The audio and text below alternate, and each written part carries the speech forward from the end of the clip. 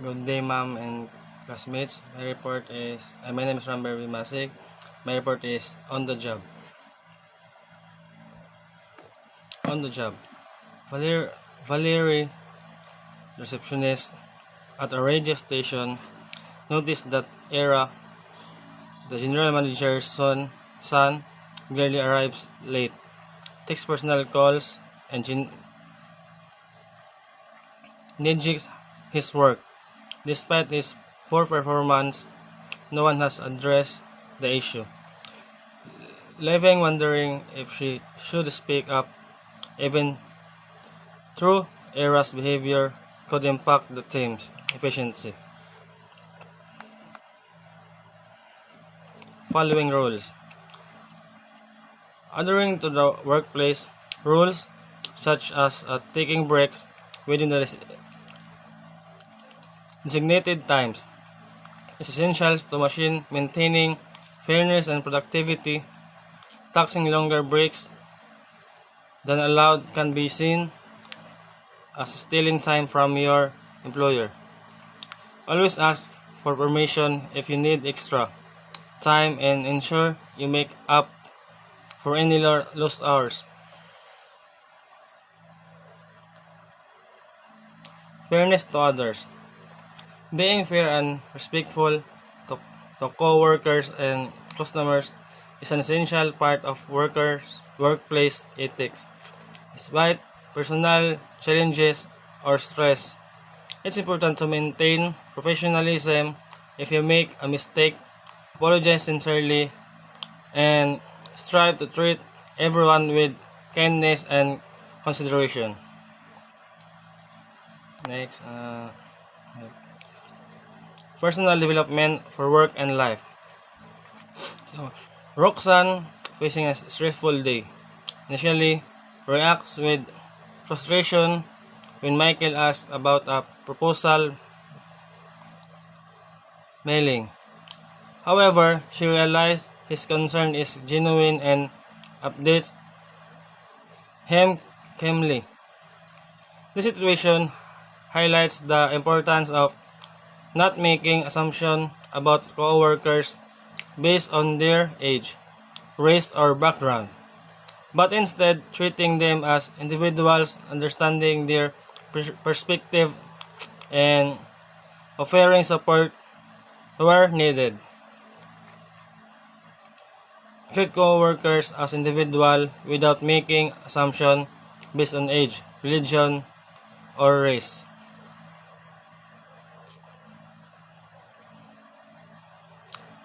Petty theft. Petty theft refers to the illegal taking of small items, such as tools or office supplies, from an employer without permission. While these items may seem significant, even taking them is unethical and can harm the workplace. Even seemingly harmless actions like taking someone's lunch from the break room, contribute to a culture of dishonesty. It's important to hold yourself to a higher standards and avoid participating in or condoning such behavior. If you witness theft, consider confronting the individual, as their actions could lead to serious consequences, such as termination or legal penalties.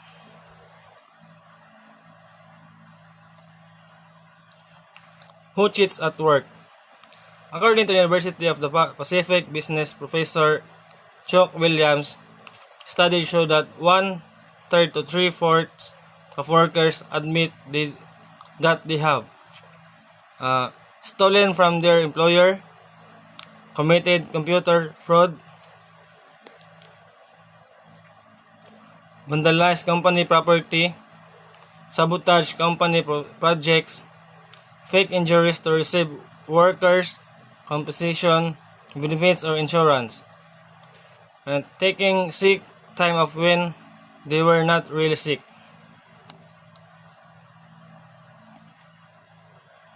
Alcohol and drug abuse.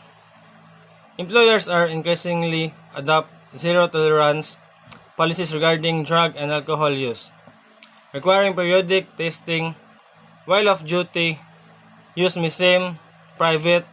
A positive drug test, even for substances used outside work, can lead to job offers being withdrawn or disciplinary action, as employers prioritize workplace safety and performance.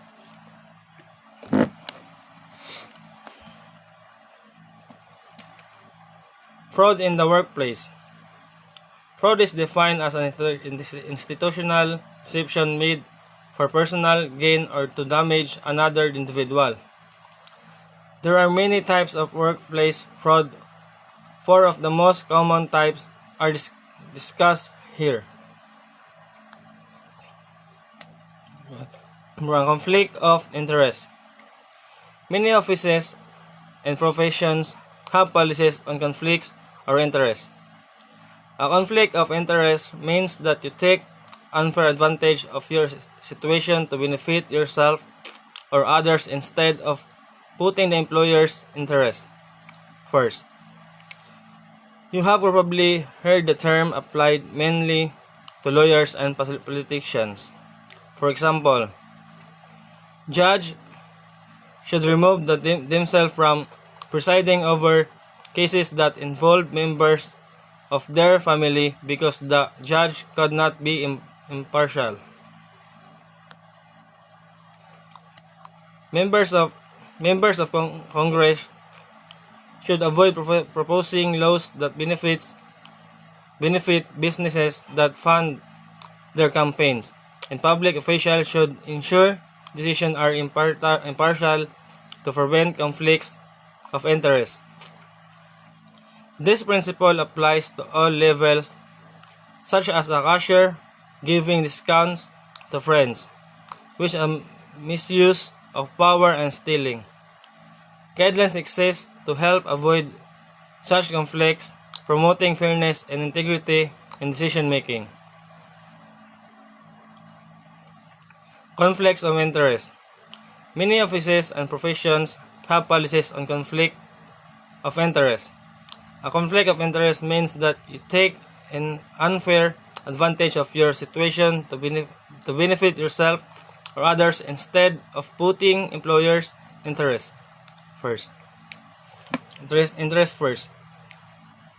You have probably heard the term applied mainly to lawyers and politicians. For example, judges should remove themselves from presiding over cases that involve members of their family because the judge could not be impartial. Fraud in the workplace. Fraud is defined as institutional deception made for personal gain or damage another individual. There are many types of workplace fraud. Four of the most common types are discussed here.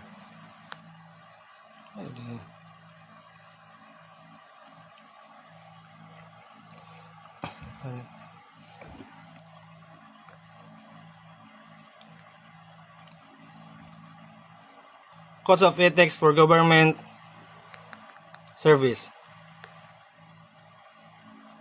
Any persons in government services should, number 1, put loyalty to the highest moral principles and to country above loyalty to government persons, party, or department. Number 2, uphold the Constitution, laws, and legal regulations of the United States and of all governments therein, and never be up to their evasion. Number 3, give a full day's labor for a full day pay, giving to the performance of his duties her earnest effort and best true.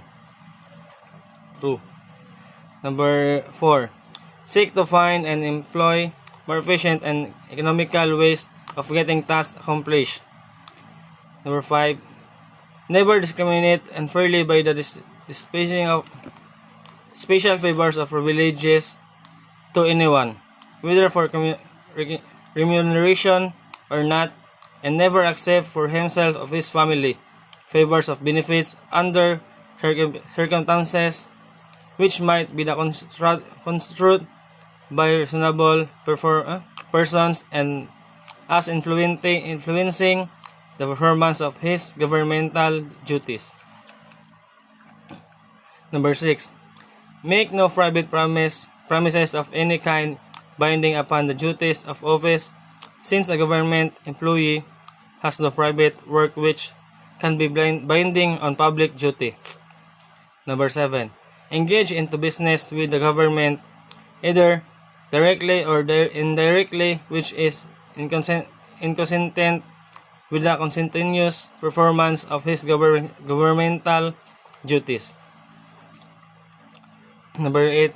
Never use any information coming to him confidently in the performance of governmental duties as a means for making private profit, burning expose corruption wherever discovered. Number 10. Uphold these principles, ever conscious that public office as a public trust. Code of Ethics for Government Services. An ethical worker is kind of fair to others, treating co-workers, customers, and public with respect and consideration, no matter what their race, religion, ethnic background, gender, or age. There may be times when a customer tries your patience and you have to control yourself so you do not react. There may be days when personal concerns put you under stress that source your relations with co-workers.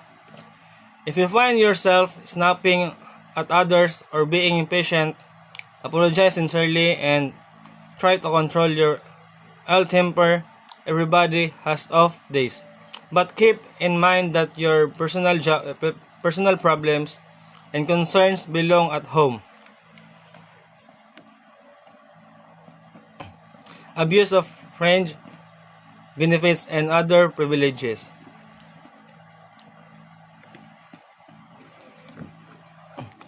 Employees may sometimes abuse fringe benefits like paid sick leave, using it for personal reasons, such as caring for a sick child when the policy only covers personal illness. For example, Sherry, a business manager, forgets to record personal days she's taken to cope with personal issues. It's better to be honest with your employer and request time off without pay if needed, as most employers are understanding. Additionally, the Family and Medical Leave Act (FMLA) allows workers to take time off to care for a family member's need. So personal leaves can still be prone to abuse. Injury and disability fraud. In some cases, workers go beyond abusing sick time. Some go so far as to fake accidents and injuries at work to collect workers' compensation payments or Social Security disability payment workers' compensation, also called worker comp, is a type of insurance managed by the state in which you work. It is designed to pay medical and other costs for people who are hurt on the job.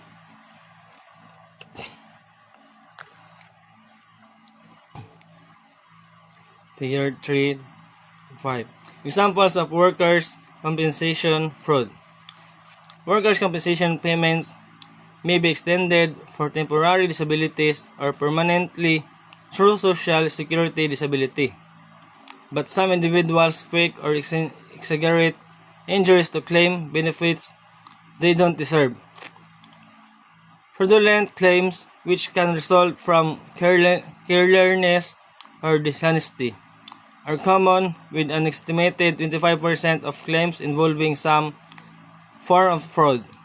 This drives our employers insurance premium, leading to legal specialties focused on defending against false claims and ensuring benefits to go to those who truly need them.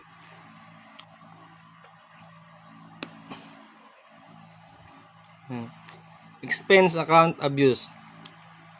Jose expense report habits highlight the value of being frugal with travel costs, such as booking flights at lower prices and using more economical transportation like